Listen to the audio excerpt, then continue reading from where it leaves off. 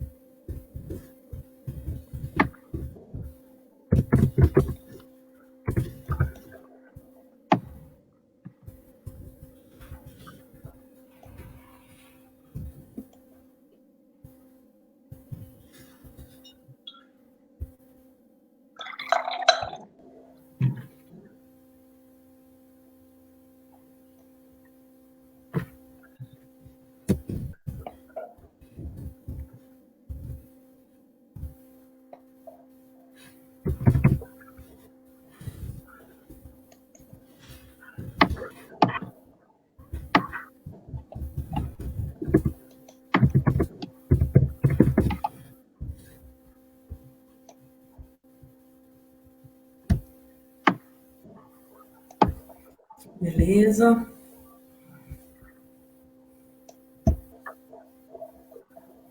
Boa noite, Andréia. Seja bem-vinda.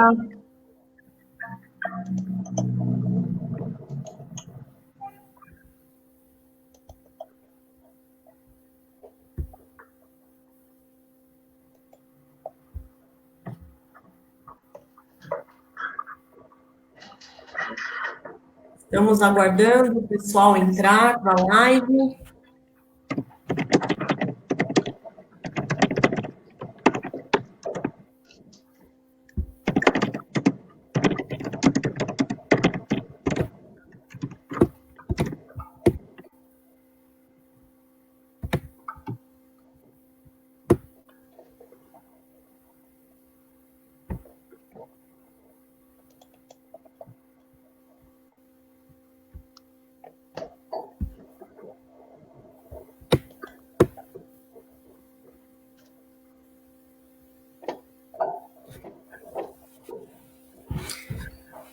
Vamos começar, então? Já temos aí algumas pessoas. Boa noite a todas e a todos. Sejam bem-vindos à 10ª live do Coletivo Fábrica de Políticas com o tema Racismo, Fascismo e Nossas Vidas Cotidianas. Fiquem à vontade, mandem aí as suas dúvidas, seus questionamentos, suas perguntas para as nossas convidadas de hoje.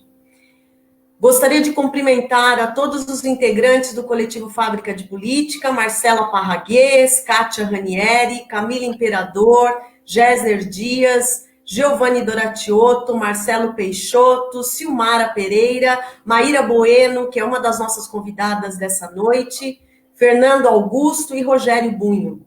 Gostaria de saudar, na data de hoje, os profissionais da saúde pelo Dia do Hospital, e os bombeiros brasileiros que também comemoram na data de hoje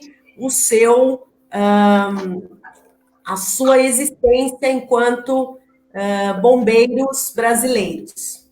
E dizer que hoje comemoramos o Dia Internacional do Cooperativismo. Então, na verdade, o Dia do Hospital e o Dia dos Bombeiros Brasileiros aconteceu no dia 2/7, e hoje é o Dia Internacional de Cooperativismo. Gostaria de dar boa noite também para as nossas convidadas, a Silvana Coutrin e a Maíra Bueno. Eu vou começar a live com uma introdução para que a gente possa fazer o debate da nossa noite. Então, desde que protestos antirracistas e antifascistas tomaram as ruas do Brasil a partir de final de maio deste ano, o debate público vem se debruçando sobre duas questões centrais na luta pela defesa da democracia. Uma é o combate ao racismo estrutural, que vem moldando todas as relações no Brasil desde o período colonial, sejam relações políticas, econômicas, jurídicas e até familiares. A outra é o combate ao fascismo, que vem se aprofundando no país desde as eleições de 2018. E apesar dessas pautas aparecerem muitas vezes juntas, é bom lembrar que racismo e fascismo não são a mesma coisa. É verdade que o fascismo se apoia no racismo, mas o racismo é muito mais antigo que o fascismo. Ou, como diz Silvio Almeida, que fez recentemente uma entrevista no Roda Viva, uma entrevista fantástica que eu recomendo, foi agora no dia 22/6, e ele diz o seguinte: o racismo é uma forma de racionalidade, um modo de estrutura social que permite compreender as relações sociais com implicações para o funcionamento normal da vida cotidiana. E é com essa reflexão que eu começo esta live de hoje, com a participação da Silvana Coutrin, que é idealizadora do coletivo Negra Visão, e a Maíra Bueno, que também faz parte do coletivo Fábrica de Política, é antropóloga e ativista. Então, boa noite novamente a vocês duas. Hoje nós estamos com uma plataforma extremamente feminina. É bem difícil a gente conseguir realizar live só com mulheres. Então, hoje, nessa noite, a gente vai ter aí uma plenária de mulheres debatendo dois temas tão importantes na nossa vida cotidiana. Então, Silvana, começando por você, conta um pouco para a gente a história da luta antirracista, como surgiu o coletivo Negra Visão aqui em Atibaia e quantas pessoas fazem parte desse coletivo. Primeiro, boa noite a todos. É um prazer estar aqui essa noite e falar com vocês sobre esse assunto que se tornou uma das coisas mais importantes para mim. O coletivo Negra Visão, ele surgiu de um nicho. É estranho a gente falar em nicho, que a gente sempre pensa em negócios, né? Mas era um déficit que tinha na cidade. Quando eu vim de São Paulo para cá, eu procurei um movimento negro no qual eu me integrasse para que a gente continuasse uma discussão que a gente já tinha em São Paulo. E eu não achei um movimento formado. Achei uma pessoa que falava alguma coisa e a outra também, mas como movimento, como grupo unido, não tinha. E aí eu falei, bom, não tem? Vamos fazer, vamos montar, vamos juntar esse povo, vamos empoderar esse pessoal, né? E desde o começo a nossa ideia foi conscientizar as pessoas sobre o racismo e todo o desdobramento que ele traz para a sociedade, combater, não só conscientizar, mas combater, e empoderar o povo preto da cidade, mostrando para eles o quão potentes eles são, o quão fortes eles são para si mesmos e para a sociedade, né? E eu não posso dizer para você quantos membros a gente tem, porque a gente não é uma sociedade, não é uma ONG formalizada, e a gente fez questão de ficar dessa maneira. E então, assim, é um grupo que o pessoal vai chegando, e aí, de repente, alguém afasta, porque está cuidando de alguma coisa, mas volta, mas pessoas que a gente conta, que a gente sabe que, olha, se a gente precisar juntar um grupo, são esses, a gente tem hoje, acho que uns 30, já, que para a gente é um número grande em um ano de funcionamento. Tinha mais alguma coisa que você tinha perguntado? Acho que era só isso, né? É contar a história da É luta isso. antirracista. Ah, Se você sim. quer Se eu comentar um começar a pouco. contar, se eu começar a contar a história da luta antirracista, a gente vai voltar lá na época da escravização, né? Porque desde lá os negros estão se levantando e se rebelando. Por mais que as pessoas dizem, ah, mas eles vieram para cá, eles foram trazidos porque não resistiram, não é verdade. Tanto houve resistência que no trajeto de lá para cá, nos navios que as pessoas chamam de navios negreiros ou tumbeiros, os homens e mulheres, muitos preferiam se jogar ao mar para não virem para cá em condição, não só para cá, mas para os Estados Unidos, para vários lugares, em condição de escravizados. Então, o movimento antirracista, o movimento contra o racismo, ele é mais antigo do que a gente imagina, né?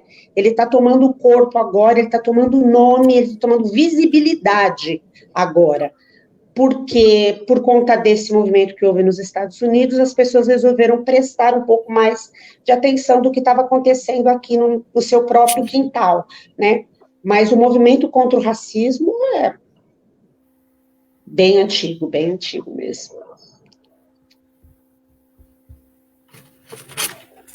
O escritor ativista e professor da Universidade Federal do Sul da Bahia, Gabriel Nascimento, escreveu um texto chamado Saberão os Brancos Resistir? Esse título, ele explicou, não era uma tentativa de afronta desapropositada, mas vinha marcado pelo resultado das eleições de 2018. Ele conta que naquela noite recebeu várias mensagens desesperadas por conta da vitória de Bolsonaro e do fascismo nas urnas. E em resposta às pessoas, ele dizia: existir é resistir. Então, Gabriel diz o seguinte: algumas pessoas já existiam como brancas e não entendiam os que ainda não podiam existir enquanto humanos. Outras entenderam rapidamente a chamada porque tinham que lutar todos os dias contra o racismo.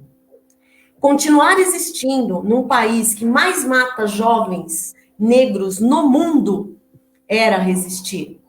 Poucos sabiam ou sabem, mas nossos corpos já vivem de maneira intermitente num imenso desespero. Eu achei esse texto muito tocante e queria pedir para a Silvana falar sobre o que é esse viver de maneira intermitente, num imenso desespero de que fala Gabriel Nascimento. Como o coletivo Negra Visão atua nesse sentido perante a realidade também da nossa cidade? Quando a gente fala de resistência, a palavra está ligada, está muito ligada aos corpos negros mesmo, porque a gente tem resistido desde muito tempo, como eu falei, desde a escravização. A nossa existência, ela é pautada na resistência. Se a gente não resistir a cada dia, se a gente não lutar a cada dia, a gente não sabe se o outro dia chega. A gente vê isso muito fortemente nas grandes cidades, né? A gente tem visto isso muito no Rio, em São Paulo, em algumas cidades do Nordeste, onde sistematicamente a polícia tem se valido da sua autoridade para cometer o que a gente diz que é o genocídio do povo preto. Sim, e que já vem vindo há muito tempo, né? E a gente tem lutado enquanto coletivo para que a nossa luta começou assim. A gente estava vendo que a nossa população estava sendo dizimada, e não só pensando em Atibaia, mas pensando no geral, o que a gente chama de genocídio mesmo do povo preto, porque é uma morte sistemática. Então, o que a gente vai fazer? Vamos começar a lutar para que os nossos meninos, que eram os principais atingidos naquele momento, não cheguem naquele ponto onde os policiais dizem, não tem mais jeito, vamos acertar. Só que a gente começou a perceber que isso está acontecendo cada vez mais cedo. Então, os nossos homens eram mortos, depois os nossos jovens eram mortos, agora são os nossos meninos que estão sendo mortos, né? Eles estão sendo mortos em uma idade que eles não escolhem, eles não conseguem mais escolher, eles não têm oportunidade mais de escolher o que eles vão fazer da vida deles, né? A gente fica muito preocupado com isso. Juntamente com isso, a gente vê as mulheres que, enquanto esses homens eram presos, elas arcavam com toda a movimentação da casa, com toda com todo o sustento dessa casa, com toda a manutenção dessa casa, e também sofriam e traziam em si aquele peso, e sempre nessa resistência, sempre nessa resistência. Nós temos a intenção, como coletivo, de trazer para esse povo a glória passada, que eles conheçam a glória da África, de onde nosso povo veio, porque a falta de amor por si e pelo seu povo vem muito disso, de não saber de onde veio. Quando a gente pergunta para um italiano, por exemplo, de onde você veio? A minha família veio de tal lugar da Itália, tá. Você pergunta para um alemão, a minha família é de tal lugar da Alemanha. Quando você pergunta para uma pessoa negra de onde ela veio, ela só consegue dizer que ela veio da África. E tem muita gente que acha ainda que a África é um país, e não é. A África é um continente, sempre foi riquíssimo, e de lá vieram muitos conhecimentos, de lá vieram as faculdades, já existia tudo isso lá antes da escravização. Mas as nossas crianças, elas conhecem a história delas a partir do que é contado na escola. E quando se fala na escola então, os negros vieram para cá como escravos, e aí pronto. É isso que se conta. E quando você tem a sua história pautada numa história de tristeza e de derrota, porque quando é contado, nunca diz assim, olha, eles vieram, mas o mínimo que se podia dizer, eles vieram, mas eles resistiram a todo aquele transtorno, tudo aquilo, e construíram esse país. Não, é assim, eles vieram e aqui eles foram trabalhar e acabou. Então, é uma história de derrota. Quando a sua vida é pautada numa história de derrota, você se sente tão derrotado quanto ela.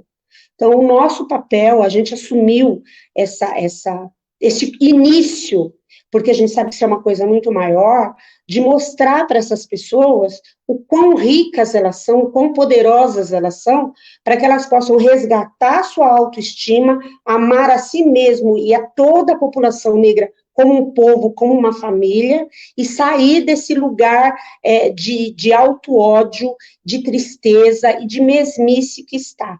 E a gente acha que é o caminho para todo o povo negro, porque a gente sabe que isso não é só aqui em Atibaia, né? A gente sabe que é em Atibaia, que é em São Paulo, que em todos os lugares é dessa maneira. E o conhecimento da glória do passado é o que vai fazer esse povo levantar e seguir, e, além de tudo, a gente batendo nas políticas que a gente precisa para que essas coisas aconteçam.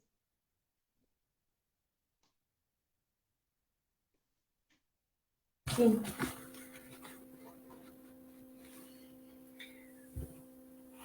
O fascismo tem sido alavancado pelos partidos de esquerda como uma pauta unificadora na atual democracia liberal.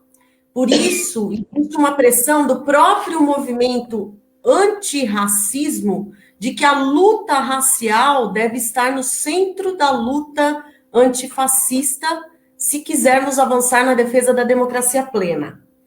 Eu queria que a Maíra falasse um pouco sobre o que é o fascismo, como surgiu, o que ele representa, e depois eu faço uma pergunta para a Silvana também. Depois a Silvana, eu vou pedir para a Silvana comentar um pouquinho sobre a importância da luta racial na luta antifascista para garantirmos a democracia plena e não apenas a democracia liberal. Mas vamos primeiro pela Maíra, depois eu pergunto novamente para você, Silvana. Bom, o fascismo, ele é um regime político. Então, ele surge ali na Itália, no início dos anos 1920, em um período de intensa crise econômica e social por conta do final da Primeira Guerra Mundial. E é assim, é interessante a gente perceber que o fascismo ele é uma resposta política para a crise do capitalismo. Vários eventos vão se constituindo de forma que vai fortalecendo o movimento de massa fascista na Itália. E o mais importante que os estudiosos falam acontece em setembro de 1920, quando os operários das fábricas ocupam as fábricas da Itália. Então, esse evento ele é fundamental. Por quê? Os operários eles ocupam quase todas as fábricas da Itália, são mais de 500 mil de trabalhadores ocupando as fábricas. Essas ocupações elas se estendem para o campo, os camponeses começam a ocupar as terras. Existe uma greve geral na Itália, então os ferroviários aderem à greve. Os operários convencem os soldados a não invadirem as fábricas, como companheiros de farda, trabalhadores de farda. Porém, o Partido Socialista, porque assim, ali existiu o início de uma revolução socialista, mas o Partido Socialista, eles não dão devido valor para aquela revolução, eles tratam o Partido Socialista e os sindicatos, né, eles tratam todo aquele movimento como mais uma greve dos trabalhadores. E acabam negociando com os donos das fábricas e orientando, né, os operários a saírem, a desocuparem as fábricas. Isso desmoraliza o movimento dos trabalhadores e é aí, por isso que eu estou contando essa história, que o movimento de massa fascista, ele se fortalece. Por quê? O que acontece? Existem grupos de pessoas que se autodenominam fascistas, né? Vamos lembrar que fatismo vem de faixa, de separação. Então, existem grupos que se autodenominam fascistas e eles começam um verdadeiro ataque aos trabalhadores. Entre 1921 e 1922, eles começam a destruir centenas de organizações sindicais, organizações trabalhistas e assassinam também milhares de trabalhadores e camponeses. Eles falam que são expedições punitivas. Então, novamente, o fascismo ele é uma resposta política a uma crise do capitalismo. Os estudiosos eles mostram que existem algumas características comuns aos sistemas fascistas, né? Eu vou falar aqui para vocês quais são eles, né? Eles fazem uso da violência organizada, eles defendem ideias conservadoras nos costumes, eles adotam um discurso de ódio, principalmente, então eles começam como um movimento contra a esquerda, e aí depois eles encontram bodes expiatórios, eles usam a ideologia do racismo, né? A Alemanha foi o tipo de fascismo mais duro que existiu. Na Alemanha, eles mataram entre 5 e 6 milhões de judeus, baseados na ideologia do racismo contra os judeus. Então, existe uma discussão hoje em dia que fica pensando, né, entre os estudiosos. Existe realmente fascismo hoje em dia? O fascismo, ele pode se repetir? Alguns estudiosos dizem que não, que o fascismo ele é um fenômeno irrepetível, que ele está ali, é um fenômeno datado, do início dos anos 1920, ali na Itália, ali na Alemanha, nos anos 1930. Porém, fala-se em um neofascismo, fala-se inclusive em um pós-fascismo, né? Então, só para finalizar, o que acontece hoje no Brasil? A gente está falando de fascismo, das nossas vidas cotidianas. O que acontece hoje no Brasil? Segundo o professor da Unicamp, professor de ciência política da Unicamp, o Armando Boito Júnior, ele defende a ideia de que o fascismo ele não é irrepetível. Ele pode se repetir, sim, se houver um movimento de massa fascista. E isso existe no Brasil. O bolsonarismo, já existe um consenso entre os estudiosos que o bolsonarismo ele é um movimento de massa fascista.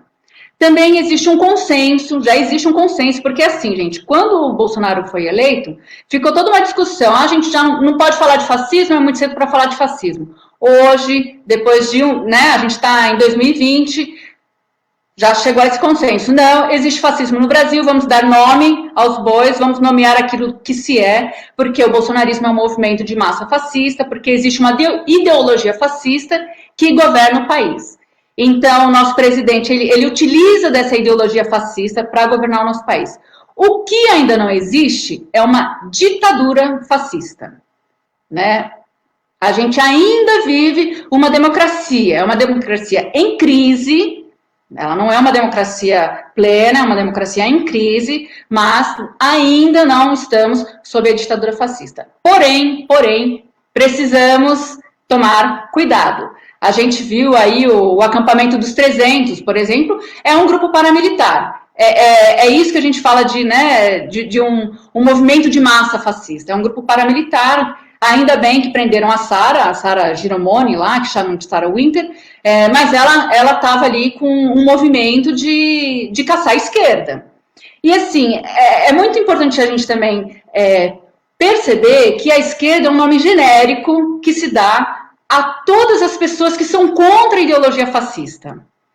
Então, no fascismo clássico, a esquerda era o Partido Comunista e o Partido Socialista. Aqui no Brasil, a esquerda é representada pelas pessoas que são a favor da democracia e que estão, até o momento, sob direção do Partido dos Trabalhadores. E o que eu quero dizer com isso é o seguinte, gente, existem algumas características do fascismo que a gente tem que prestar atenção. Ele é um movimento que surge nas camadas médias, né, na classe média. No Brasil acontece isso também. E a classe média acha que o governo vai representá-la no governo. Não é isso que acontece, né? O governo, ele fica incitando a classe média, porque é uma crise do capitalismo. Então, o governo fica incitando a classe média a aderir a esse movimento, mas ele não vai representar a classe média, não vai representar os interesses da classe média. O fascismo, ele quer sempre implementar uma ditadura. O fim do fascismo, né, o objetivo final do fascismo é a ditadura. A gente ainda não chegou lá, mas podemos chegar.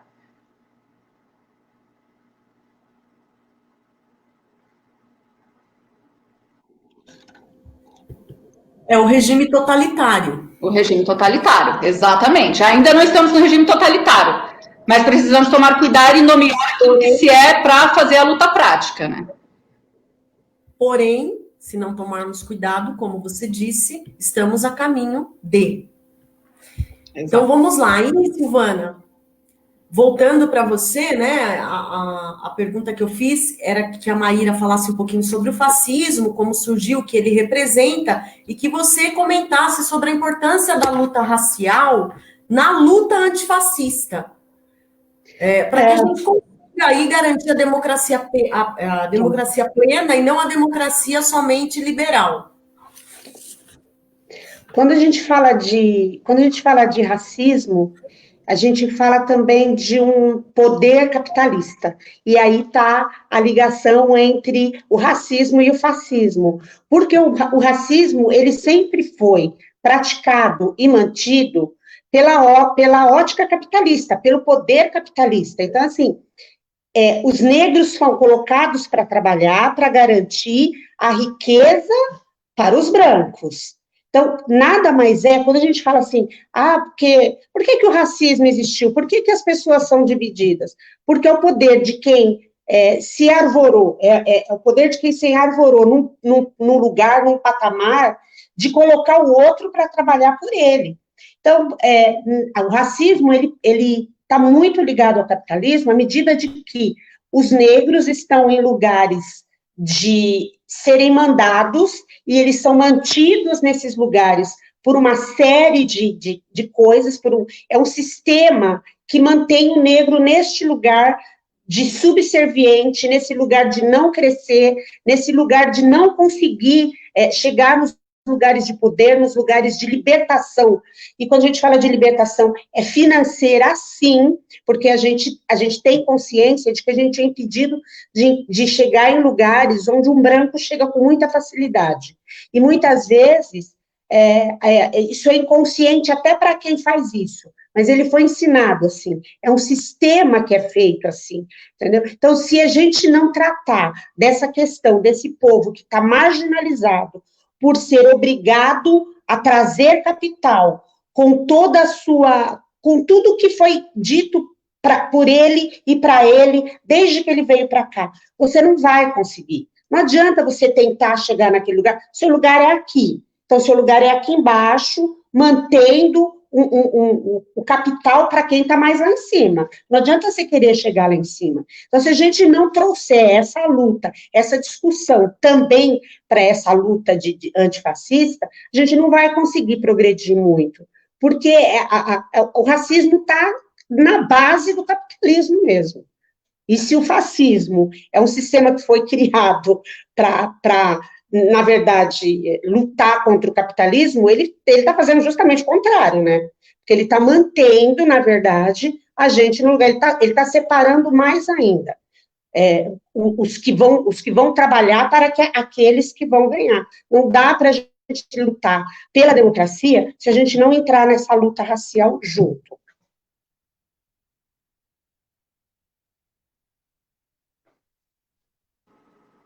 Eu queria só fazer um comentário, Patrícia.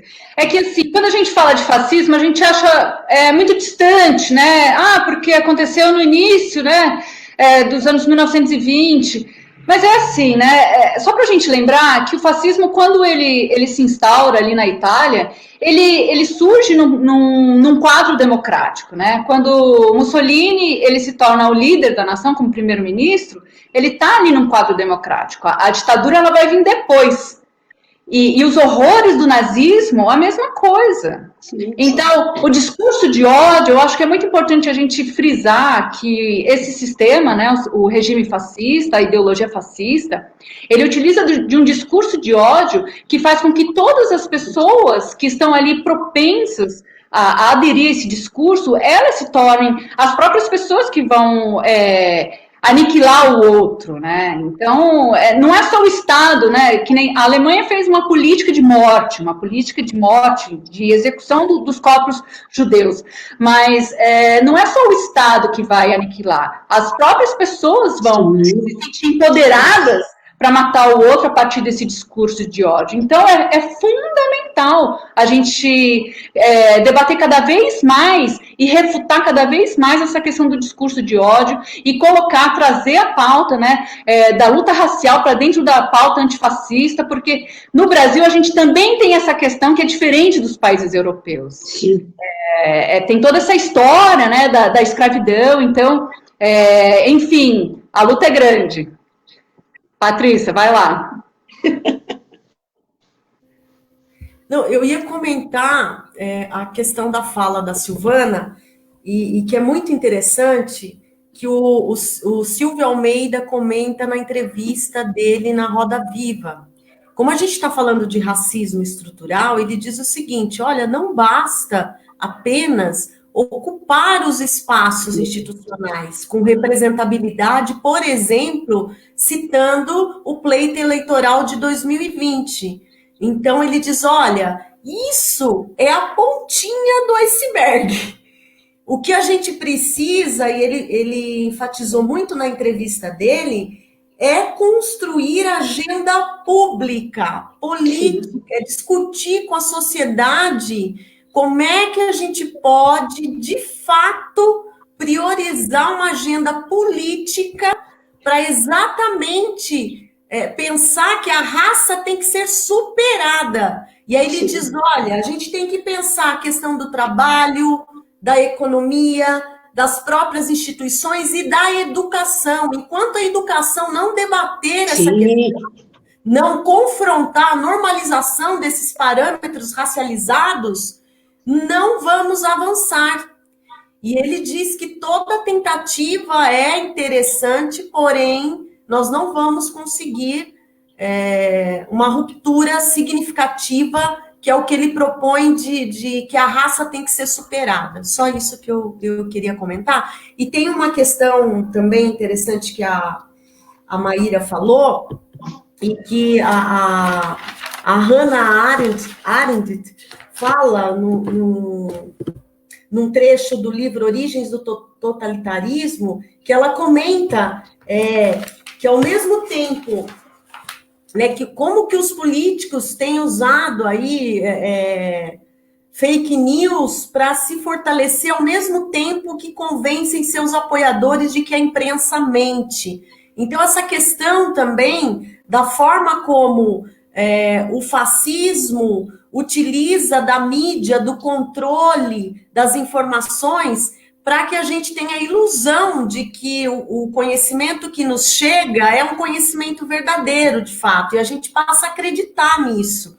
Então, eu achei muito interessante, isso tem acontecido direto, né? Agora, a gente tem tido muito fake news, é muito engenhoso essa forma de manipulação da mídia falada, da mídia escrita, das redes sociais, e o quanto essa capilaridade ela vai chegando na população de forma geral, né? Nas comunidades, na periferia, na sociedade como um todo.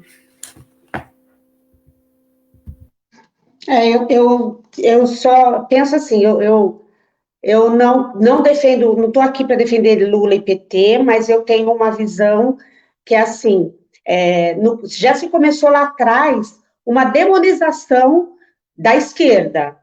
E aí, nisso, muita gente foi comprando com as fake news e foi comprando toda essa história de que o PT botou todo mundo no buraco, de que olha aí como a gente foi roubado, olha aí tudo que aconteceu, e aí levantou essa turba dizendo nós precisamos tirar o PT. Nunca, muita gente não parou para dizer assim, pode ter acontecido todo governo, se você for olhar, tem alguma coisa errada. Mas nunca ninguém parou para pensar quantas coisas positivas o PT fez.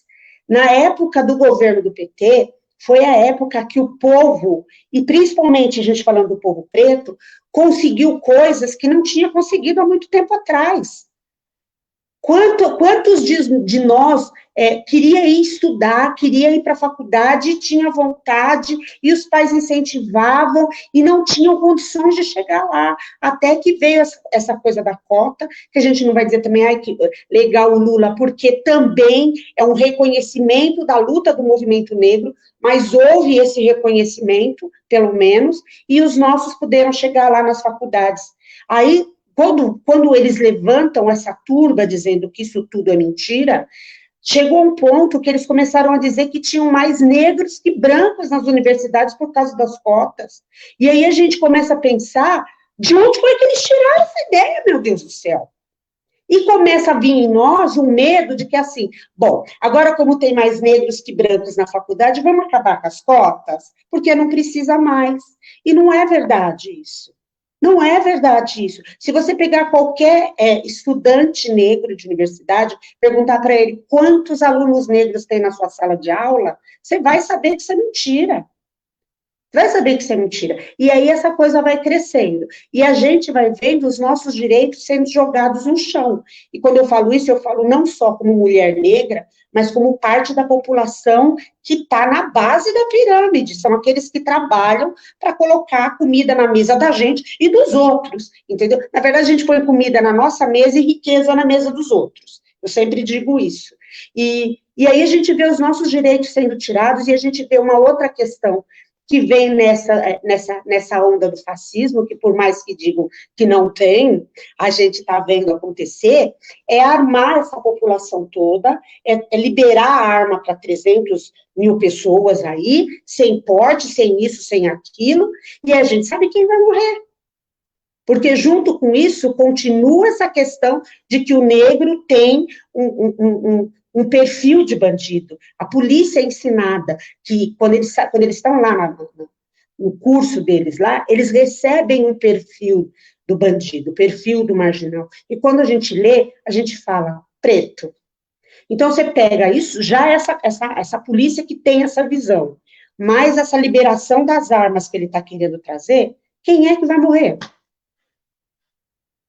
Quem é que vai morrer mais ainda? Uhum. Isso que você comentou, Silvana, eu acho que é o que a gente traz da herança da colonização,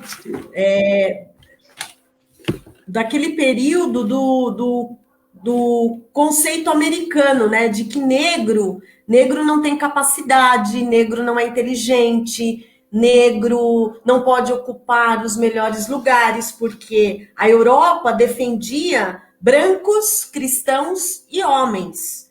Então, não havia espaço para os negros, né? E o quanto ainda a gente tem no nosso imaginário, sim, muitas vezes não é consciente, não é naturalizado que está, que a gente tem medo de frequentar os mesmos lugares que os negros, tem medo de ser comparado ao negro, tem medo das profissões que os negros ocupam, né? Como você disse, o absurdo de falarem que nós estávamos ocupando, enquanto negros, na sua fala, o maior número de vagas na universidade, mais que os brancos, estamos tirando o lugar dos brancos nas universidades, né?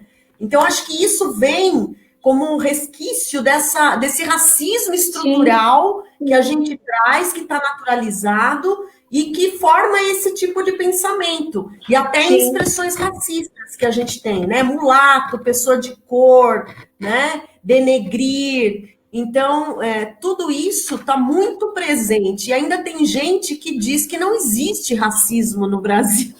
A gente ouve isso constantemente.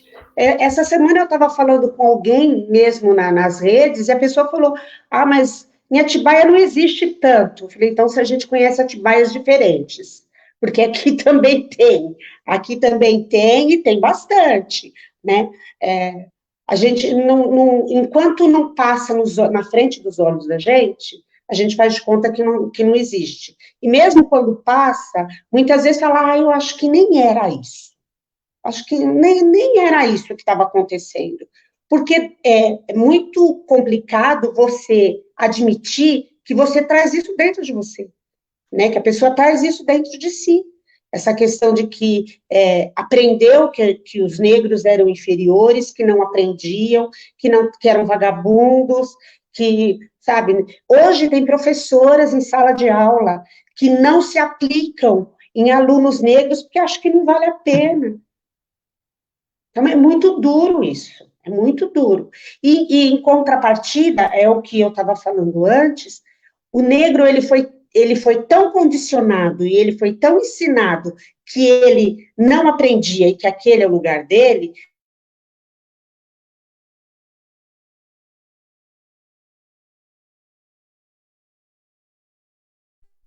Né? Ele fala, sempre foi assim. E aí ele não vai. Então, a gente quer que a pessoa aprenda que não importa a cor da pele dela. Se é direito para todo mundo.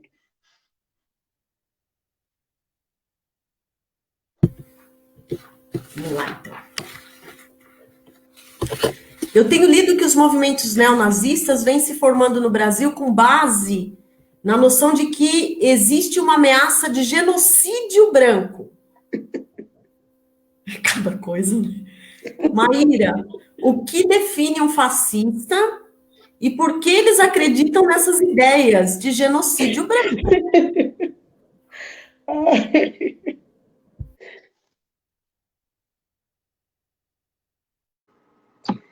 Parece piada, mas é isso que acontece, né? Infelizmente é isso que acontece. Vamos começar então, quem é o fascista, né? Vamos pensar no líder da nação, gente.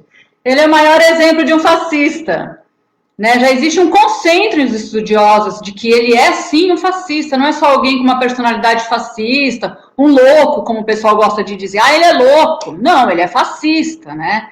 Ele professa uma ideologia fascista, ele é xenófobo, ele é preconceituoso, ele é machista, ele é militarista, ele é autoritário, ele professa o discurso do ódio. Então, o nosso líder da nação é o maior exemplo do fascista. No entanto, existem outros fascistas e eles estão entre nós. São nossos amigos, nossas amigas, nossos familiares. O fascista, ele gosta de enaltecer os seus preconceitos. Ele não tem nenhuma vergonha de falar que é preconceituoso. Essa é a principal característica do fascista. Ele não tem nenhuma vergonha de fazer piada, mostrando que ele é preconceituoso. Não tem nenhuma vergonha de falar mesmo sério, sem ser piada, que é preconceituoso. E quando alguém vai confrontar o fascista, dizendo que, né, ele está cometendo falas antidemocráticas, falas preconceituosas, ele nega. Ele nega para te desarmar, para te confundir. Esse é o fascista, né? E assim, falando ainda do líder da nação, o que aconteceu com o líder da nação, né? Ele, com a ideologia fascista dele, com o discurso de ódio dele, ele conseguiu catalisar um partido de massas em torno da extrema-direita que ele conseguiu juntar, né, as polícias militares, as forças armadas, que gostam de uma ditadura militar, o fundamentalismo religioso também gosta de separar, conseguiu aglutinar as células nazistas do Brasil, que são muitas. Uma pesquisadora da Unicamp, ela fez um trabalho, uma antropóloga, ela fez uma pesquisa no Brasil, ela mostrou que em 2019, são dados bem recentes, assim, atualizados, existiam no Brasil 334 células nazistas no Brasil, fascistas, desculpa, 334 células fascistas no Brasil. O que isso significa, né? Ela fez a pesquisa na internet, blogs, fóruns, Twitter, Facebook, todas as redes sociais. Ela mostrou que a cada 4 segundos existe um Twitter antissemita no Brasil. 4 segundos. Existe um Twitter antissemita no Brasil. A cada 8 segundos existe um Twitter contra os negros no Brasil. 8 segundos. Né? Essas células, elas estão localizadas principalmente em São Paulo e nos estados do sul do Brasil. E o que né, a pesquisa dela é muito interessante, que o título da pesquisa é Observando o ódio. O que a pesquisa vai mostrar? Ela vai mostrar justamente essa coisa do genocídio branco, que existe essa ideia de que o negro está tomando o lugar do branco, por exemplo, de que o homossexual está tomando o lugar do branco, de que a mulher está tomando o lugar do homem branco, né? Para esse pessoal, os neonazistas, os neofascistas, eles são extremamente machistas. A mulher, ela está ali só para procriar e reproduzir o branco. Né? Então, eles criticam as mulheres que fazem casamentos interraciais, elas criticam as mulheres que se interessam em casar com os negros, eles criticam as mulheres que adotam crianças negras, porque eles acham que existe uma tentativa de genocídio do povo branco. É a partir desse discurso que eles professam o seu discurso do ódio. E o discurso do ódio, ele está ali baseado num tripé. A primeira questão do tripé é a questão da meritocracia. Então, o branco fascista, o branco nazista, ele acredita na meritocracia, ele acredita que o lugar natural dele é sempre no topo, né? E quando a meritocracia ela não funciona, ele vai atacar o outro que roubou o lugar dele. Então, assim, bom, mas esse era o lugar naturalmente meu, do homem branco. Se eu não conseguir chegar aqui por meritocracia, é porque alguém roubou o meu lugar. E esse alguém roubou o meu lugar pelas políticas, por exemplo, afirmativas, pelas cotas raciais. A gente escuta muito isso, né? Que os pretos, né, os negros estão roubando o lugar dos brancos nas universidades. E não é correto falar isso. Isso é um discurso fascista. E por fim, eles, como eu disse, eles acreditam que o genocídio branco ele acontece porque, pode passar, ele acontece porque as mulheres não estão procriando tantos brancos quanto deveriam. Sobra para as mulheres também. É isso. É um absurdo, mas acontece. São 334 células fascistas e neonazistas no Brasil. A gente não pode perder esse número da cabeça.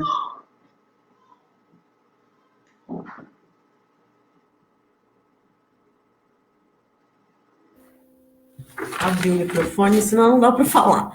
Silvana, ainda fazendo a referência do texto de Gabriel Nascimento, no final ele coloca várias perguntas que eu achei interessante trazer para este debate. Gabriel Nascimento pergunta: vocês, pessoas brancas, estão prontas para encarar o racismo de frente? Estão prontas para questionar que o fascismo só é fascismo porque ele tem, antes de tudo, uma raiz eminentemente colonial racista? Estão preparados para resistir?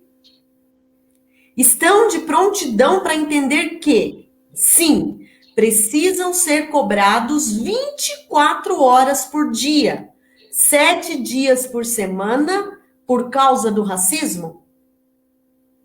E aí, eu pergunto, Silvana, qual o papel das pessoas brancas na luta antirracista?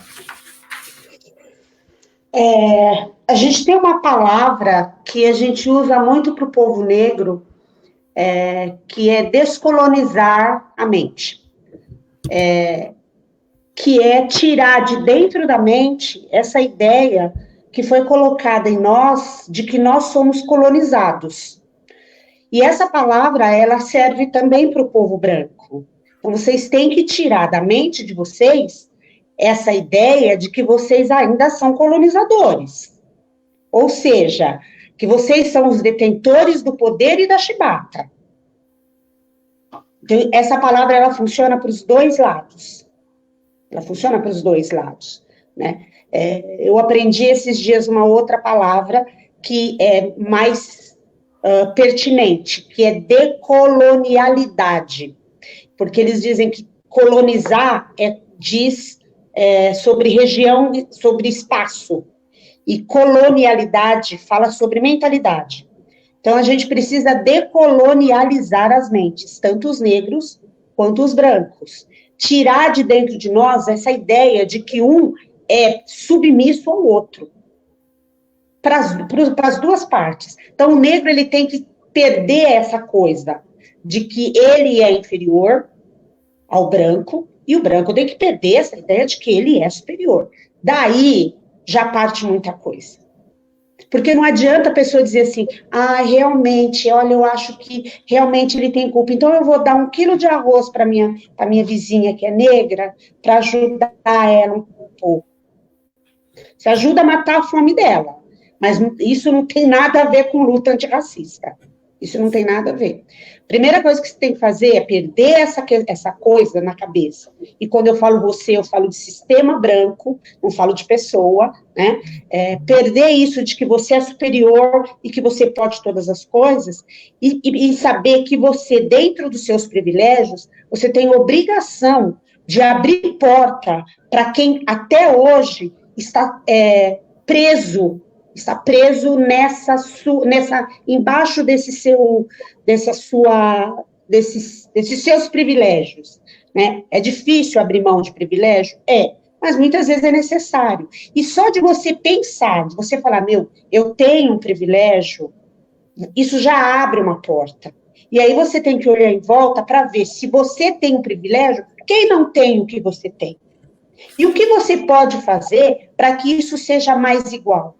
Então, não é só levantar uma mãozinha com o punho e colocar uma tela preta uma semana lá no seu Face, no seu Twitter, no seu sei lá o quê, dizendo eu sou antirracista. E na hora que surge uma vaga na sua empresa para contratar alguém, você escreve lá no cantinho, boa aparência. Porque boa aparência, numa ponta de currículo, significa branco, não negro.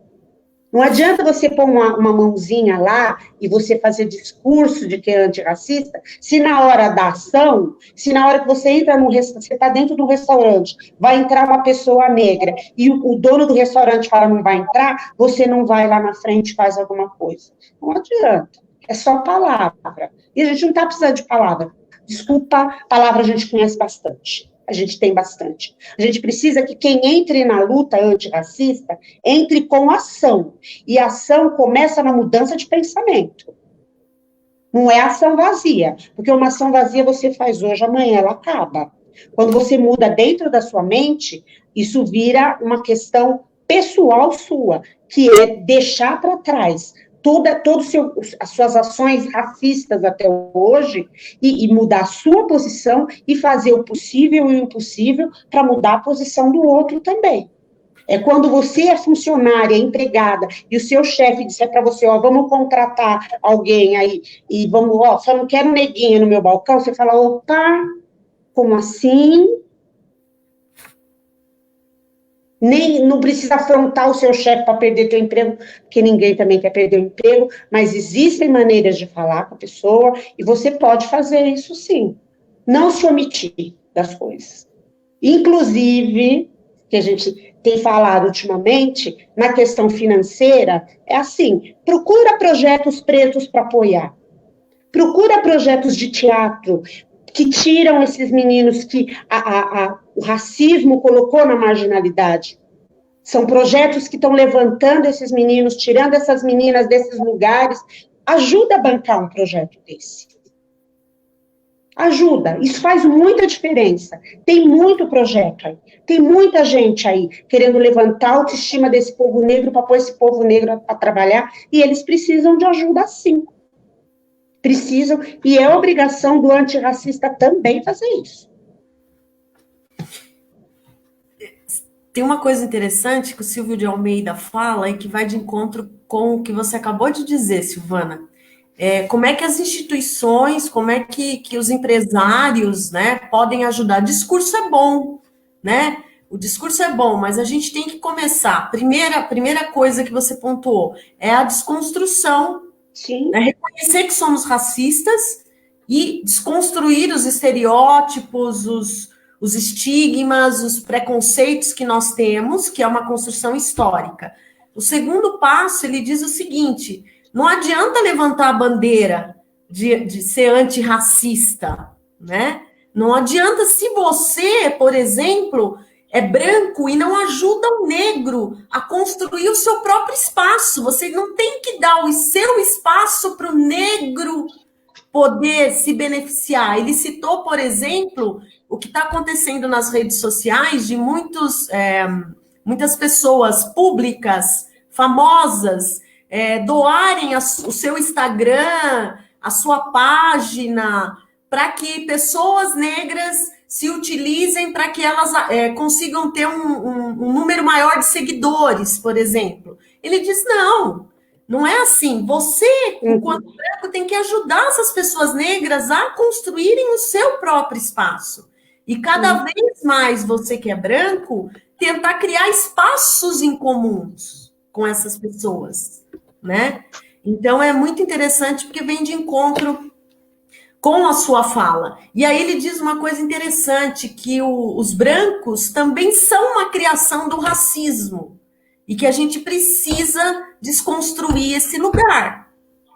Eu achei isso tão fantástico. Sim, porque assim, é muito fácil você chegar, e é um exemplo banalzinho, né? Você chega no seu portão e tá passando o cara da carrocinha que cata as coisas que você não quer mais em casa. E aí você grita para ele, ô neguinho, vem cá. Agora, se é uma pessoa branca que tá passando com aquele carrinho, você fala, moço, vem cá. Você não fala branquinho, vem cá. Isso é um exemplo banalzinho, porque ele se repercute em vários lugares, e em várias situações. E essa questão de abrir espaço dentro do seu canal, né, para a pessoa, primeiro que assim, eu sempre digo, ninguém precisa me dar palco, eu tenho que construir o meu palco. Você pode me ajudar para que eu construa o meu palco, porque se eu subo no seu palco, uma hora eu vou ter que descer. Uma hora eu vou ter que descer, o palco volta a ser seu. Eu não quero entrar no palco de ninguém, quero construir o meu. Né? E outra é assim, continuando nisso, é assim, eu dou meu palco, eu como pessoa branca, uma figura da sociedade, da mídia, eu dou meu palco para o Zezinho das Couve, que é negro, vir e falar. No outro dia, eu chego para minha empregada, que é preta, e falo para ela, você ainda não fritou meu, mas você é uma incompetente. Não estou dizendo que é isso que acontece. Estou dizendo que não adianta você abrir seu canal hoje para alguém e no outro dia, nos outros dias da sua vida, você continuar tendo atitudes racistas porque você não trabalhou a sua mente, você não descolonizou a sua mente, você não desconstruiu esse seu papel de branco, ajudador e protetor e salvador da humanidade na frente dos outros.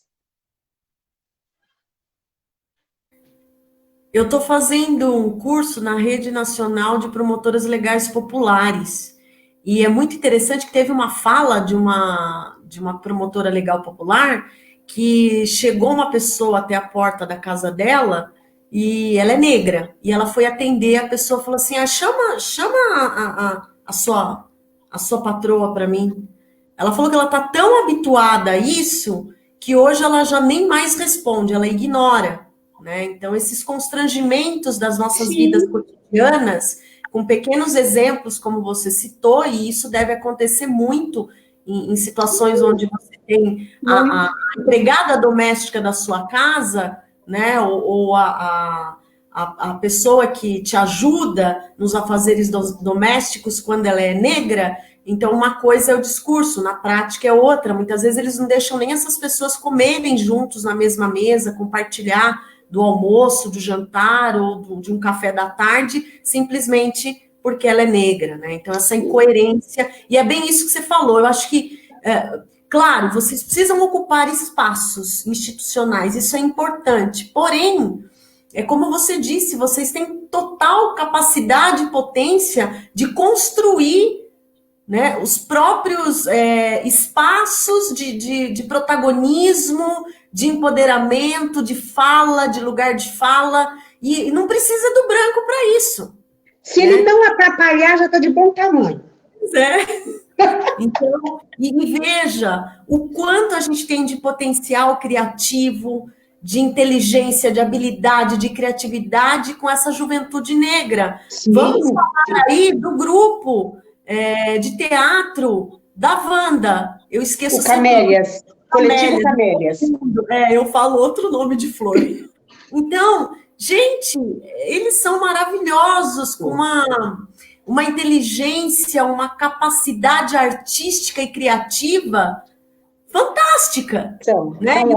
Eles só precisam o quê? Ocupar espaço, porque empoderados, tendo consciência desse lugar de fala, de quem eles são, isso eles já têm, né? E eles são maravilhosos. Eles são ótimos mesmo. Estão andando com a gente, que bom. Vou voltar aqui. Maíra, agora é para você.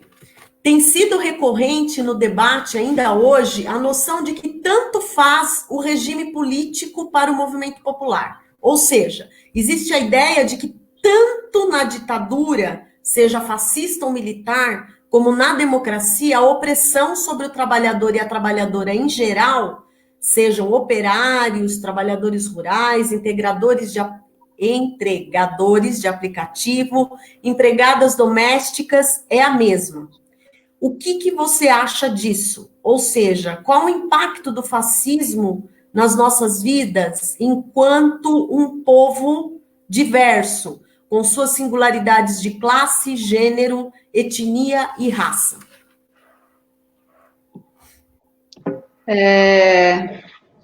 Eu acho que a democracia ela é sempre melhor. A democracia é sempre melhor para o trabalhador. O capitalismo é que oprime o trabalhador, não é? O problema não é tanto só o regime, o problema também é o capitalismo, né? Então, mas é melhor o capitalismo dentro da democracia do que o capitalismo dentro de uma ditadura militar ou fascista. Por quê? Porque na democracia, pelo menos os trabalhadores, eles possuem meios de se organizar. Eles têm condições de se organizar, eles têm condições de reivindicar suas pautas, eles têm condições de reivindicar seu espaço, eles têm condições de ocupar espaços para defender seus interesses. A gente viu essa semana, teve o PEC dos apps, você falou dos entregadores de aplicativo. Foi uma grande paralisação e eles estão completamente certos de se mobilizarem, eles formam uma classe extremamente precarizada,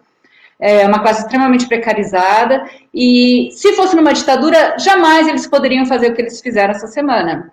E não é à toa também, eu gosto de lembrar que não é à toa também, que esses entregadores, eles se auto-intitulam entregadores antifascistas, né?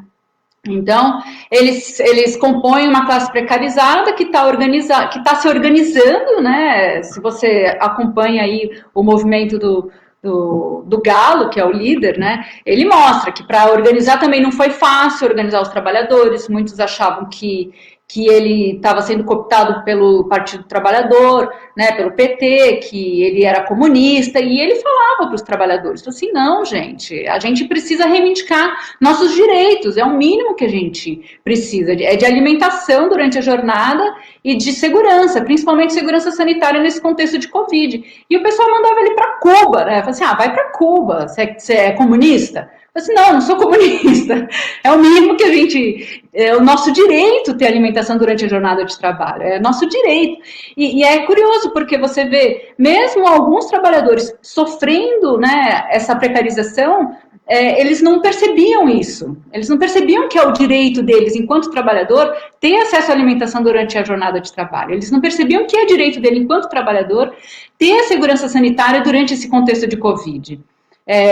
Muita gente também acaba caindo, né, nesse discurso de empreendedorismo, de flexibilidade, eu faço o meu horário, eu não tenho patrão. Não, o que você não tem é segurança de direitos, na verdade. O que você tem é exploração sem segurança de direitos. Então, a democracia é, sim, importante para que os trabalhadores possam reivindicar esses direitos. Na ditadura, o que acontece? E o que vem acontecendo desde que Bolsonaro foi eleito, né? Todo o que foi construído desde 1988, né, com a Constituição de assegurar os direitos, está sendo destruído. Isso está sendo destruído. O fascismo faz isso também, ele vai destruindo cada vez mais o direito do trabalhador, porque o fascismo, gente, mais uma vez, ele é uma resposta política para a crise do capitalismo. A gente sempre tem que lembrar que é uma resposta política do capitalismo. Então, quem que o fascismo ele vai atrás, né? Ele vai atrás da esquerda. Ele sempre vai atrás da esquerda. E a esquerda, como eu já disse, ela é tudo aquilo que não está de acordo com o fascista. Então, muitas vezes a gente vê trabalhadores, como eu falei, que compram essa ideia de que, né, não, a flexibilidade é ótimo, não tem um patrão, eu faço meu próprio horário, mas assim, muita gente que não se considera de esquerda acaba sendo acolhido apenas pela esquerda. É o caso do trabalhador, é o caso da população preta, é o caso da população pobre, é o caso das mulheres, é o caso dos indígenas, é o caso da comunidade LGBT. Então, muitas vezes, essas pessoas, elas falam assim, não, eu não sou de esquerda, mas só a esquerda acolhe essas pessoas. Então, a gente também tem que lembrar disso. A democracia ela é importante porque o objetivo do fascismo, o objetivo de uma ditadura é eliminar a esquerda.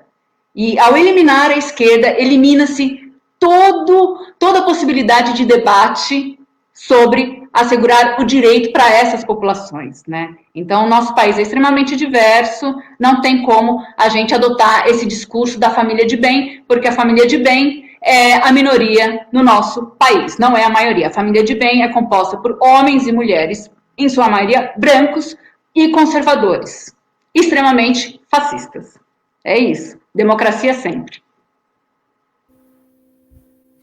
Eu queria cumprimentar a Elci, é uma honra tê-la aqui conosco, viu, Elci? Muito obrigada por prestigiar a nossa live, fico muito honrada com a sua presença. Dando continuidade, então, tem uma perguntinha, antes da gente finalizar, a gente vai para a última pergunta para vocês duas. O Lucas fez uma pergunta lá atrás, eu vou tentar achar a pergunta aqui, achei. Vou colocar na telinha, mas eu vou ler para vocês. Qual o papel das igrejas pentecostais nesse processo de racismo? Está aberto a palavra tanto para a Silvana quanto para a Maíra. Fala, Maíra.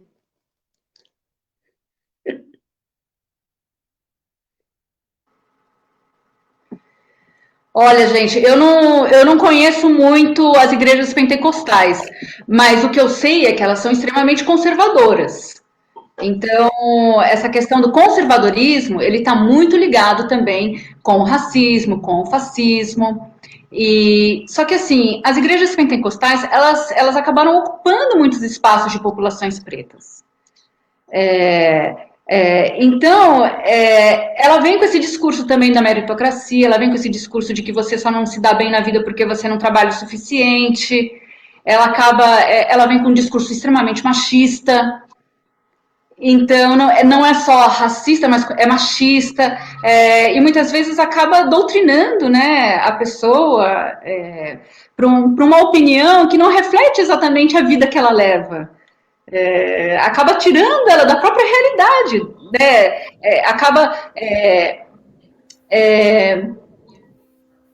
Como é que eu posso falar? não mostra a vida que a pessoa leva. Faz com que a pessoa não perceba que existe todo um sistema de opressão, que existe todo um sistema de racismo estrutural que faz com que não dependa só do trabalho duro dela chegar aonde ela gostaria.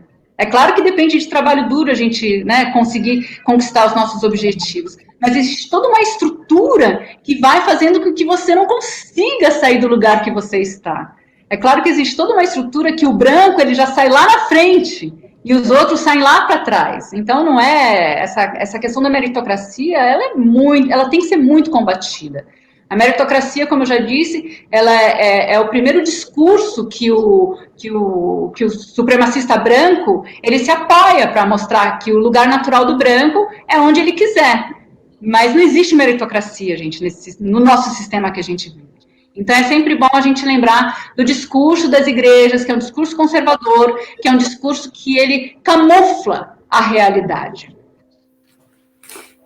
Queria aproveitar e dizer para os telespectadores que nos acompanham que nós vamos fazer uma live sobre democracia e religiosidade, com duas figuras importantes, religiosas da nossa cidade, o padre César, da Igreja Cristo Rei, aqui de Atibaia, e o pastor da Igreja Presbiteriana de Atibaia também, que é o pastor Roberto, que irão fazer esse debate para que a gente possa compreender e avançar como é que a gente dialoga as religiões, a construção histórica da religiosidade, das religiões e a democracia. Então, aproveitei um gancho para poder divulgar a nossa live. Só não vou falar que dia que é, porque eu não me lembro, já está tudo programado. Mas eu acho, Maíra, que, infelizmente, por conta de valores, crenças, do recorte da ideologia religiosa, que religião é diferente de religiosidade, enfim, você tem muito discurso sexista, misógino, homofóbico, que atravessa a prática e os âmbitos das micro-relações dessas pessoas com os grupos que elas convivem, com a sociedade, o bairro, a comunidade que ela convive. Então, infelizmente, isso acaba reforçando o que a gente estava falando, inclusive da questão do racismo estrutural. Acho que esse recorte nas ideologias religiosas muitas vezes estão presentes, só que de forma não manifesta, vou dizer assim, de forma latente, não com essa compreensão que a gente está tendo com o debate que a gente está fazendo agora, né? E muitas vezes essas pessoas não se percebem por conta dessa filosofia religiosa, o fazer, né, o praticar esses valores e crenças da sua religião como algo extremamente discriminatório, preconceituoso, né, que às vezes incita o ódio, a violência. Então, muitos deles não têm essa consciência, vamos dizer assim. Posso falar? Claro. Eu pedi para a Maíra responder, porque eu conheço esse lugar pelo lado de dentro. Eu fiquei 30 anos dentro de uma igreja evangélica. E a gente passa por quando o pessoal fala, fizeram uma lavagem cerebral em você, a gente fala, não, imagina, eu acredito nisso. Mas se a gente for pensar, eu posso pensar agora, depois que eu saí de lá, que não foi uma lavagem, mas foi um conta-gotas, assim. Primeiro que a gente tem sempre, a gente tem desejo de ser aceito pelas pessoas. É um desejo de todas as pessoas, de ser aceito. E quando você chega numa igreja evangélica, geralmente você vai lá quando você está cheio de problemas, as pessoas te abraçam. As pessoas falam, você achou o seu lugar. Aí você fala, esse é o meu lugar, eu vou ficar aqui. E aí aquelas doutrinas vão entrando na sua cabeça muito em parcelas, que a hora que você percebe, você fala, meu, é assim. Mas por que assim? Porque é assim. Eu fiquei 30 anos lá, sendo a ovelha meio que perdida, Porque eu ouvia aquelas coisas e eu dizia, mas não pode ser assim. Mas por que isso? Mas por que que a mulher tem que ser assim? E por que que isso tem que ser assim? E a resposta era, porque foi assim que Deus quis. E aí, aquilo, dependendo do nível que você está, de envolvimento com aquelas pessoas, de carência na sua vida, você aceita que é assim, porque e aí você aceita o machismo, você aceita o racismo, porque tem igrejas, graças a Deus, nunca chegaram a falar isso para mim, porque aí e o negócio ia ficar feio. Mas eu conheço pessoas que ouviram do pastor que os negros é a raça amaldiçoada por Deus. Na cara da pessoa.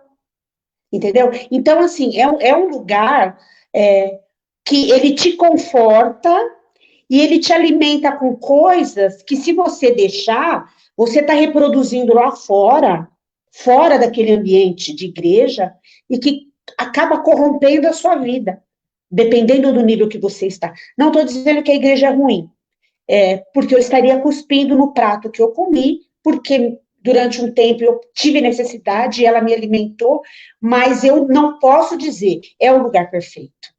É um lugar onde tudo que se fala lá é certinho, tudo que se fala... Eles têm uma maneira de justificar as coisas que eles dizem para você. Essa coisa da família perfeita, eles nunca dizem, olha, uma família perfeita é um homem, uma mulher e uns filhos brancos.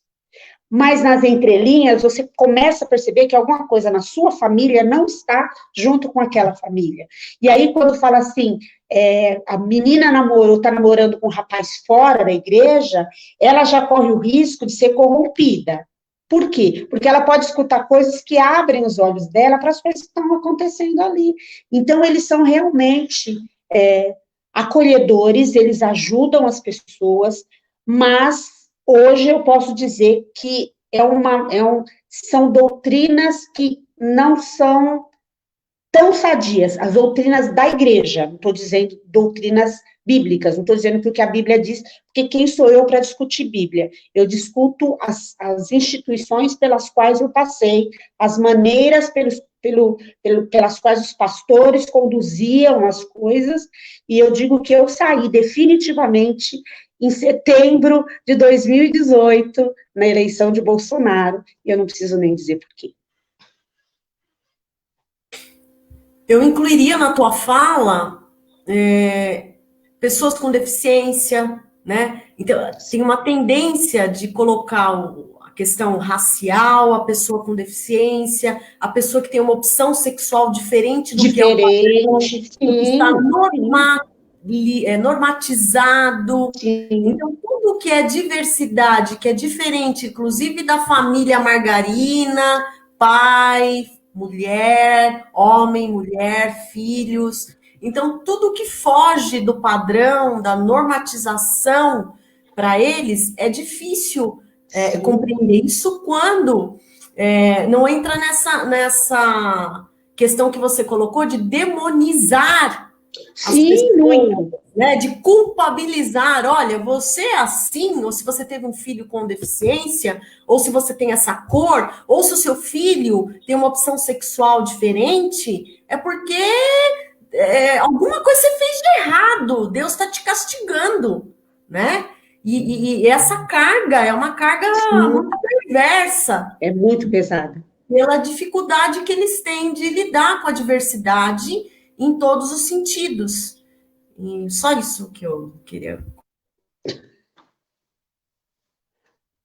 É complicado a gente falar isso, porque dá a impressão que a gente está falando contra a igreja, que a gente está falando contra Deus, que a gente está falando... Mas não é a maneira como a gente vê as coisas. Ou você pode conversar com outra pessoa dentro do coletivo, talvez, e a pessoa dizer para não, mas eu não penso assim, porque nós não pensamos todos iguais, nós temos uma mesma direção, né, um mesmo objetivo, mas cada pessoa é única, né? Não estou aqui atacando a religião de ninguém, mesmo porque eu já estive lá, né? Mas que é muito complicado, que aliena para as coisas que acontecem, com certeza. Nessa live que nós vamos fazer, a gente Alguém está pedindo aqui, Patrícia, corrige, orientação sexual. Eu devo ter falado alguma besteira e nem percebi, então estou corrigindo. Obrigado aí para quem mandou para mim. Ou deve ser o Giovanni ou deve ser o Gessner. E aí o que eu queria comentar é que nós vamos falar dessa questão de religião e democracia e do Estado laico, né? O quanto a gente precisa compreender isso, porque quando esse discurso religioso, ele começa a se tornar pauta dentro da Constituição Federal, é muito complicado.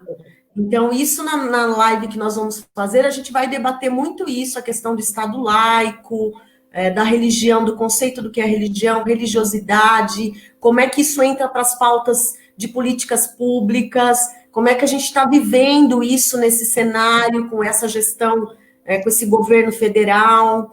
Então, já deixo aí o convite para vocês participarem. Mas indo para finalizar a nossa live, que nós já estamos com 1h20, temos 13 pessoas nos ouvindo ainda.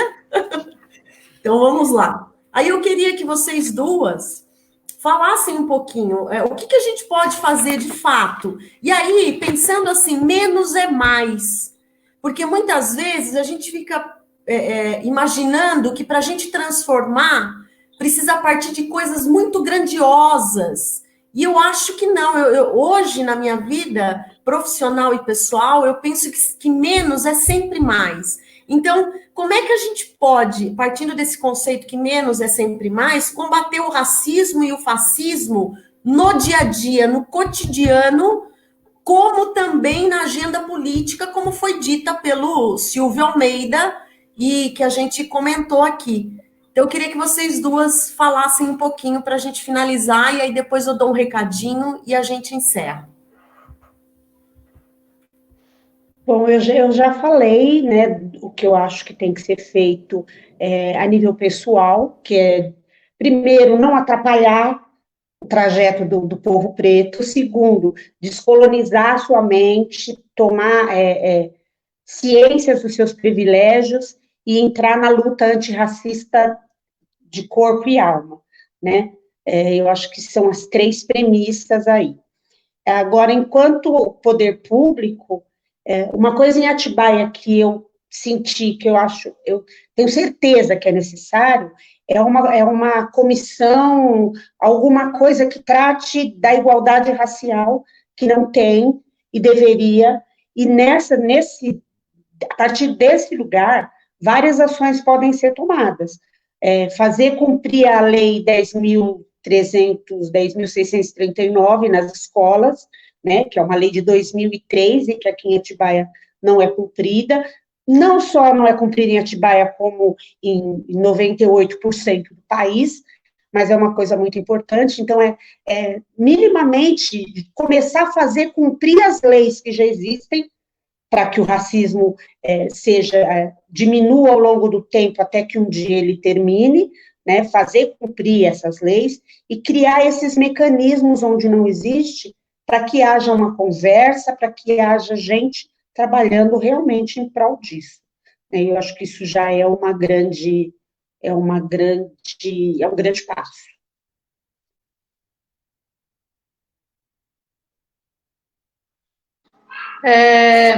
Eu acho que, primeiro, a gente precisa nomear aquilo que se é para a gente conseguir organizar a luta prática. Então, começar a definir o que é o racismo, começar a falar mais e mais sobre o racismo, começar a definir o que é o fascismo, começar a falar mais e mais do fascismo. Por exemplo, ações como essa que a gente está fazendo hoje. Né? A gente está discutindo aqui racismo e fascismo em Atibaia, é um tema inédito nas lives de Atibaia, vamos combinar, liderado por mulheres, vamos combinar também, e assim, inclusive existem grupos aqui na cidade que estão levando essa luta adiante, né? Existe o grupo das Mulheres Unidas contra o Fascismo, existe o coletivo Negra Visão, esses grupos têm feito intervenções na cidade mostrando, né, chamando atenção para essas questões, e no debate público, na agenda política, tirar os racistas e os fascistas do poder. Isso é fundamental. A gente não votar em político fascista. Como é que a gente sabe que um político é fascista? Pelas pautas que ele defende. Sim. Se ele vem com uma pauta conservadora, se ele vem com uma pauta machista, misógina, se ele vem com uma pauta de separação, se ele vem com uma pauta de que diz que todos são iguais para camuflar as diferenças, né? Não precisa de cotas raciais porque todos somos iguais. Essas pautas são fascistas. Não vote nesses políticos. Vote nos políticos que prezam pela diversidade, que defendem a democracia, que defendem as mulheres, as populações pretas, LGBTs. Essas pessoas não são fascistas, né? Essas pessoas não são racistas. Então, é importante a gente saber quem a gente vai colocar no legislativo, no executivo, para representar a gente. E como diz o velho ditado alemão, né? Se você entra numa sala e existem 10 nazistas sentados numa mesa e você se senta, existem 11 nazistas naquela mesa. Então, levante-se, levante-se. O negócio é levantar, gente. Contra o fascismo, a gente tem que levantar sempre. Não importa contra quem. O seu tio é fascista, levante-se também. Não dá. Tem coisas que a gente não tem que admitir. Muita gente brigou, inclusive eu, com muitos amigos e muitos familiares, e durante um tempo a gente fica com dó, porque a gente fala assim, gente, mas era meu amigo tanto tempo, mas durante tanto tempo ele guardou isso tudo dentro do coração para jogar no momento oportuno. Vamos repensar se a gente pode voltar a ser amigo, se a gente pode, né, porque é o que você falou, a gente está junto nisso. Se eu estou andando junto com ele e ele pensa assim e eu estou andando de boa junto com ele, são 11 na mesa. Eu acho interessante porque essas pessoas, né, da nossa convivência, familiares, amigos, casais de convivência, se utilizam do que hoje estão fazendo com a pandemia para justificar algo que já existia, né? Eles apenas saíram do armário, porque essas questões já estavam presentes neles. Quando veio o pleito eleitoral e começa um debate todo com a sociedade, aí essas pessoas se manifestam dentro daquilo que são crenças e valores. Elas apenas utilizaram do momento para se sentir seguro e fortalecido, estimulado, para poder botar para fora. Sim. Então, fazendo uma analogia com a questão da pandemia, né? Quando a gente fala das questões sociais, esses agravos sociais, que a gente comentou alguns aqui, com o recorte da questão da estrutura racial, já existiam. A pandemia apenas evidenciou. Sim.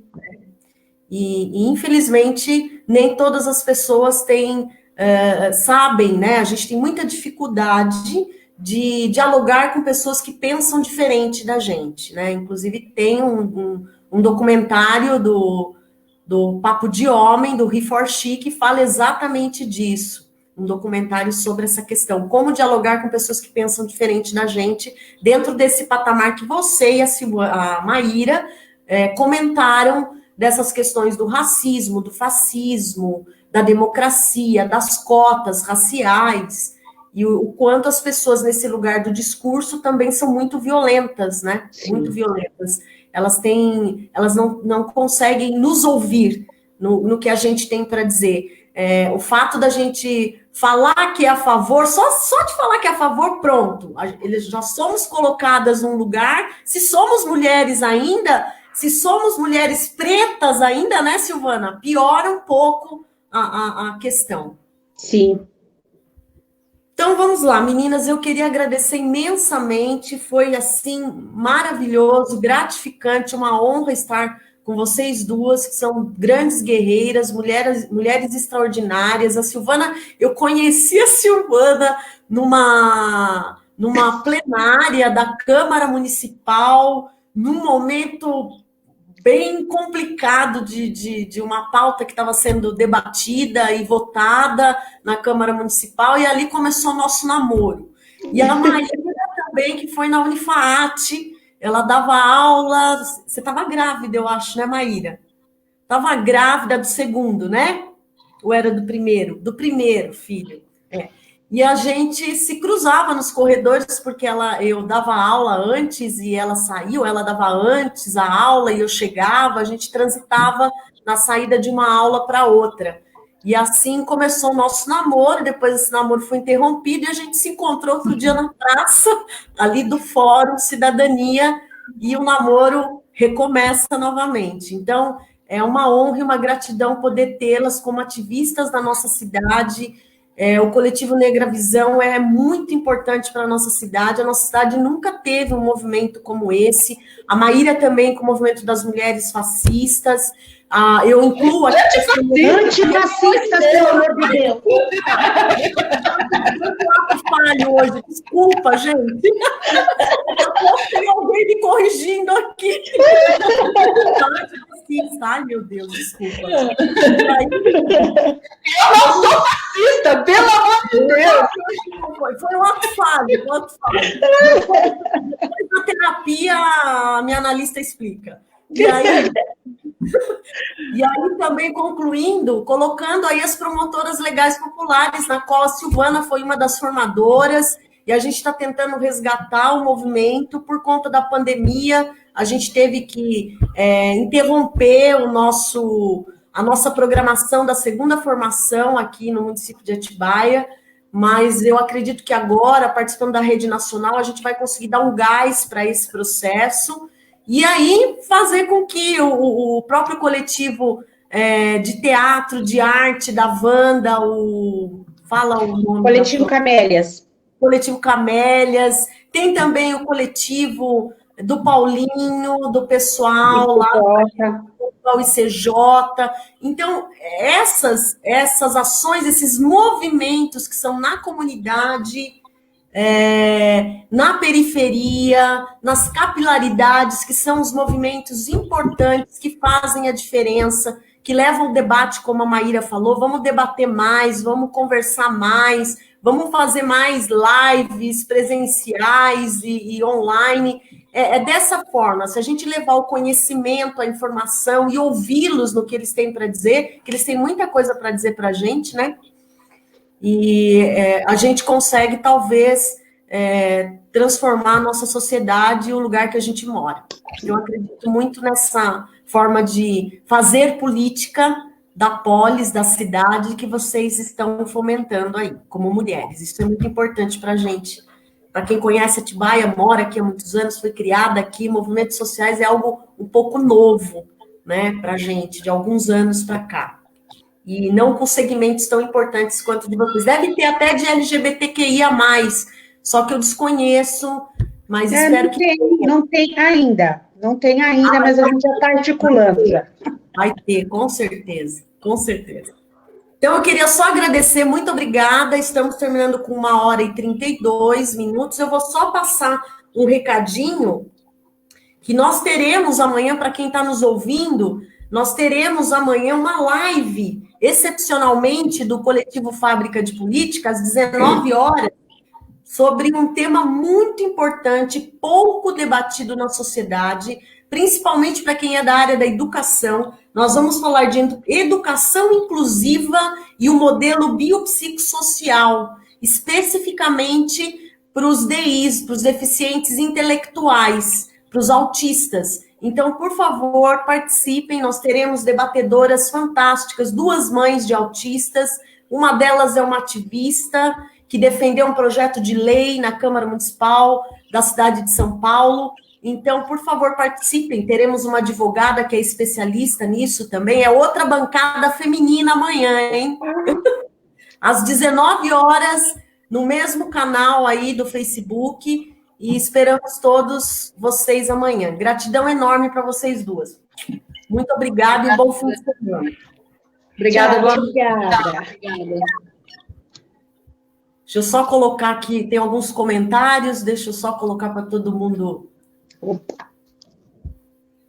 ver, e aí a gente já fecha.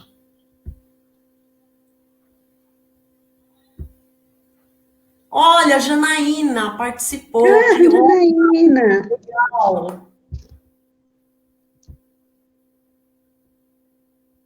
A Janaína faz parte do grupo das mulheres, não é isso, Maíra?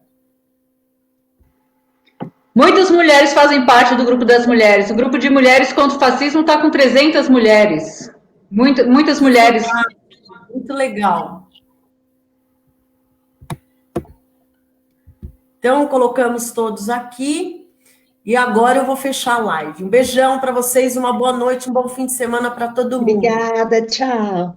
Boa noite, obrigada.